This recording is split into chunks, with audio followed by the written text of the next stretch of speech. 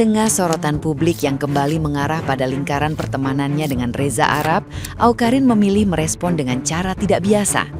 Lewat Instagram Story, ia meluapkan kejenuhannya terhadap serangan buzzer yang dinilainya itu-itu saja.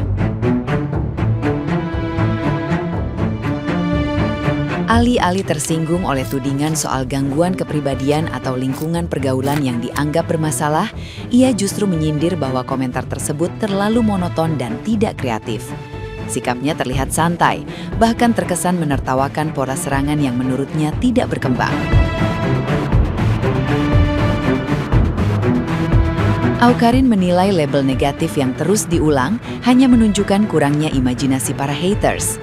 Dengan nada sarkastis, ia seolah menantang agar hujatan dibuat lebih variatif dan tidak membosankan. Ia bahkan menyebut lebih baik disindir dengan cara yang unik, termasuk menyentil soal penampilan daripada terus mendengar tuduhan yang sama.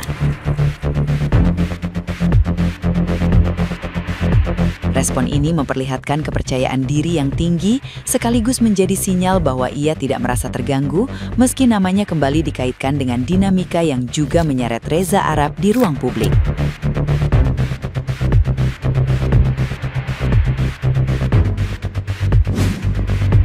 Bosen tau gak lo pada ngatainnya kayak dasar stres, dasar NPD, dasar circle sakit. Yang kreatif kayak apa, kayak dasar orang cantik nggak tahu diri, gitu kan?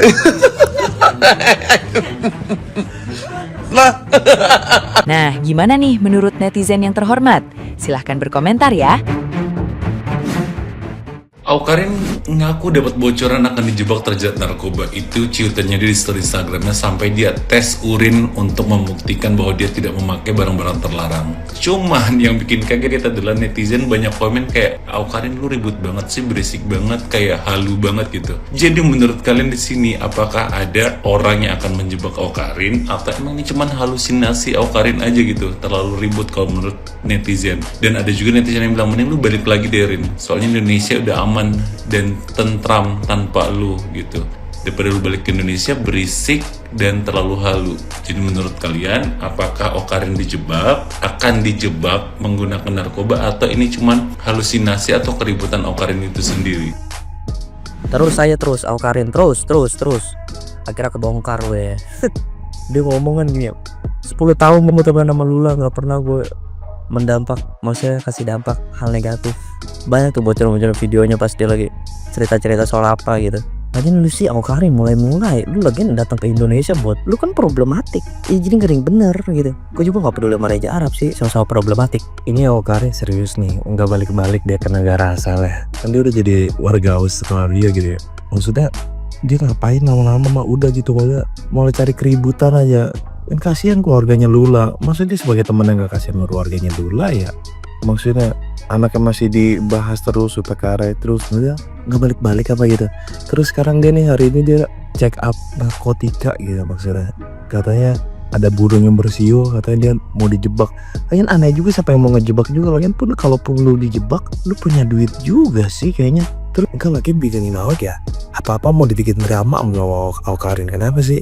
Gak bisa tenang ya kayak di Indonesia, tenang gitu. Udah spilling soap tinggal sleep. Tapi gue juga gak suka sama Reza Arab juga sih. Lagi ramai banget pembahasan tentang artis atau influencer yang ternyata ketahuan dan kelihatan memakai whipping atau misalnya botol whip cream itu.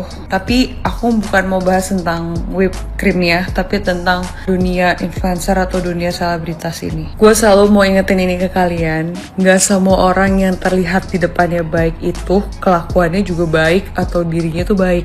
Tapi gak juga semua orang yang kelihatan citranya buruk atau jahat itu sebenarnya dia orang yang buruk atau orang yang jahat.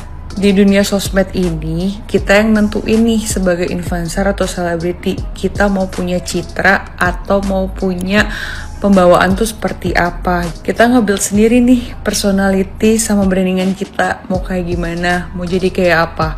Despite of all these things, kita semua ini masih manusia. Which is kalau namanya manusia, sama kayak kalian ini para netizen. Masih ada sifat penasaran, masih ada sifat kayak mau coba-coba. Mungkin mereka lagi ngerasain masa puber, atau masa nakal, atau masa apapun itu. Atau mereka lagi di fase stres, atau di fase depresi, atau apa. Tapi kan highlightnya adalah mereka ini selebritas, atau mereka ini artis gitu yang kita lihat terus gitu kan, yang kita jadiin panutan atau yang kita tonton tiap hari. Jadi pembelajarannya adalah mulai sekarang anggaplah mereka ini tuh kayak ya sewajarnya manusia normal aja, yang bisa ketahuan salah, ketahuan ngapain gitu, ngerti gak sih? Dan juga mulai sekarang jangan kalian pasang ekspektasi tinggi-tinggi sama influencer atau sama artis, karena ya mereka juga manusia bos, mereka juga ya sama kayak kalian gitu, mungkin lagi mau coba-coba atau lagi nakal atau kita nggak tahu. Jadi janganlah kalian kaget kalau misalnya nih influencer kesukaan kalian atau artis kalian tiba-tiba ngapain atau ketahuan ngapain. Jadi pelajarannya buat warga TikTok, terbiasalah dengan hal-hal yang kalian bakal lihat nanti sama artis atau influencer. Kalau misalnya ada kasus atau sesuatu yang ketahuan, itu wajar aja guys menurut aku ya. Ya maklumin aja, anggap aja mereka tuh ya namanya juga manusia gitu ya kan. Tapi di sini aku nggak ngebenerin tingkah mereka atau kelakuan mereka yang buruk. Maksud aku di sini mengedukasi kalian buat kalian itu jangan kaget kalau ngelihat artis atau panutan kalian itu nggak sesuai sama citra mereka atau brandingan mereka atau personality mereka. Karena mereka itu membuat itu semua, membuat itu semua biar kalian melihat mereka seperti yang mereka mau. Be smart warga TikTok. Tanpa mengurangi rasa hormat pada pihak manapun, tapi gue minta izin banget, boleh gue berpendapat ya. Kayak menurut gue ini udah terlalu panjang dan terlalu kemana-mana. Kayak maksudnya gini, jujur gue gak ngebela siapa-siapa karena gue juga gak ada kepentingan sama sekali. Cuma maksud gue kayak gue tiap kali ngeliatnya tuh tiap lewat di FYP gue gitu ya, gue ngerasa kayak sedih, tau gak lo? Sedihnya tuh kayak gini, pihak sebelah nih, pihak pasangan almarhumah tuh setahu gue, sepenglihatan gue gak ada gembar-gembar soal apapun. Tapi pihak temen-temennya itu ngerespon netizen tuh kayak seakan-akan ini adalah suruhan dari pihak pasangan. Paham gak lo maksud gue? Kayak gue mengerti banget kita kesel pasti ada gitu. Maksud gue tuh kayak sahabat-sahabatnya almarhumah ini tuh juga kan udah ada di dunia konten kreator, influencer dan segala macam ini udah lama ya cong. Dan gue masa gak bisa menyikapi netizen dengan lebih bijak, paham gak? Maksud gue kayak ini kan lagi masa berduka ya, lagi masa berkabung gitu kan. Kok ya malah jadi kayak nge-framing seakan-akan almarhumah ini semasa hidupnya karena pasangannya jadi kayak menggunakan hal-hal terlarang begitu. Yang mana sebenarnya pada saat beliau meninggal ya MD, polisi pun menyatakan bahwasanya tidak karena hal tersebut gitu. Jadi kayak maksud gue framingannya jadi jelek nih gitu. Kayak lo boleh gak suka sama pasangan sahabat lo, gue juga ada beberapa kali gak suka sama pasangan sahabat gue, tapi bukan berarti kayak jadi kayak gini sekarang. Kayak maksud gue jadi kayak kasihan sama rumahnya gak sih? Gue tiap kali lihat tuh kayak sedih, ngerti gak lo? Gue yang bukan siapa-siapa aja gue sedih.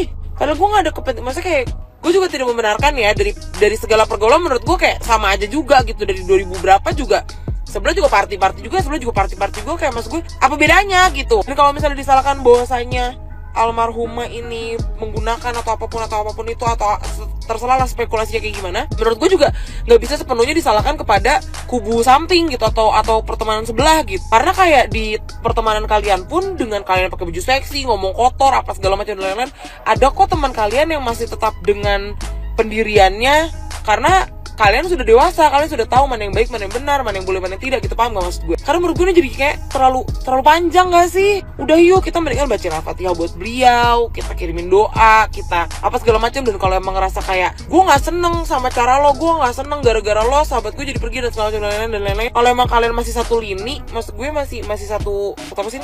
Ya pokoknya kayak masih udah bareng-bareng di dunia sosial media tuh dari dulu gitu. Ya satu lini lah. Kenapa tidak menghubungi langsung? Kenapa tidak mengkonfrontasi langsung? Kenapa malah heboh ngerespon netizen yang seakan-akan jadinya kayak kalian berdua berperang gitu, padahal yang kalian lawan itu sebenarnya netizennya, tapi yang kalian serang jadinya malah personality atau personal orang itu gitu, paham gak sih maksud gue? Kayak maksudnya udahan yuk, kita bahas absen aja, bahas absen mau nggak? Udah capek liatnya, kayak gue lagi liat nih kenangan-kenangan almarhumah gitu ya, sedih-sedih apa segala macam, jeder tiba-tiba berantem, gerubuk, kayak gue bingung jadinya. Hati gue nih manusia bipolar seperti gue ini jadi kayak udah sedih, ntar tiba-tiba gue sebel, tiba-tiba gue nangis gitu, jadi kayak orang gila gue. Lagi segitu dulu aja deh, semoga cepet baik ya masalahnya. Mas gue kayak kalau mau ada masalah boleh kali diselesain baik-baik gitu. Oke, terima kasih, love you semuanya.